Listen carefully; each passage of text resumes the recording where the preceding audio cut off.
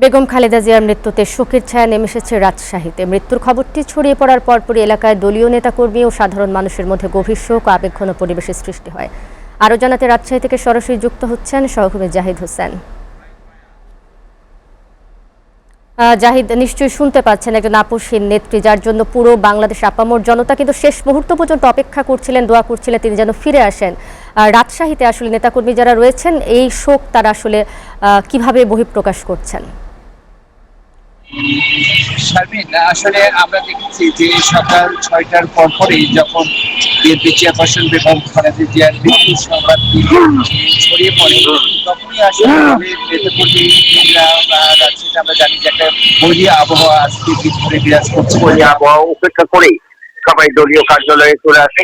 শুধু দলীয় নেতাকর্মী নয়, এখানে আমরা দেখেছি যে অনেক সাধারণ মানুষও আসলে শোকার্ত বিএনপি নেতাকর্মীদের পাশে আসছেন এবং তারা যে মহানগর দলীয় কার্যালয়, সেই কার্যালয়ে সকাল থেকে তারা ভিড় করছেন এবং সকাল 11টার সময় দলীয় কার্যালয়ে একটি সংক্ষিপ্ত ভাবে একটা দোয়া মাহফিল এর আয়োজন করা হয়েছিল এবং তার বেগম খালেদা জিয়ার মাগফিরাত কামনা করে সেখানে দোয়া মাহফিল করা হয়। ঠিক তার বিপরীতে একই সময় রাজশাহীর উপশহর বিশেষ এলাকায় রাজশাহীর শফিকুল্লাহ মিলন রাজশাহী আসনের বিএনপি প্রার্থী তিনিও সেখানে দোয়া মাহফিলের আয়োজন করেন এবং সেখানেও একটি দোয়া মাহফিলের আয়োজন করা হয় এবং সকাল থেকে আমরা লক্ষ্য করেছি যে সকলের লক্ষ্য হচ্ছে আগামীকালকে যে জানাজা, সেই জানাজায় অংশগ্রহণ করা।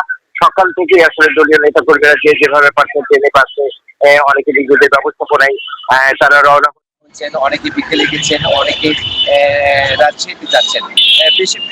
বিশেষ করে এখানে রাজশাহী নেতা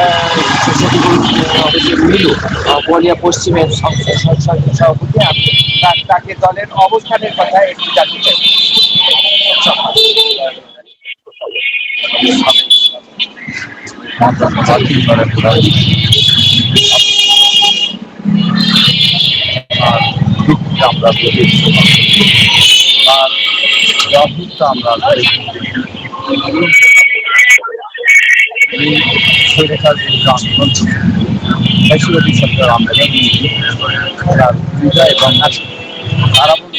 আমরা ধন্যবাদ মিলু আপনাকে।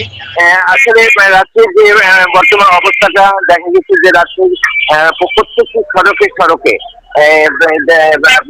দোয়া মাহফিলের আয়োজন করা হয়েছে এবং কোরআন তেলাওয়াত হচ্ছে এবং প্রতিটি পাড়া মহল্লায় ঠিক তার পাশাপাশি সকাল থেকে যে দলীয় কার্যালয়, সেই দলীয় কার্যালয়ে জাহিদ, আপনাকে ধন্যবাদ।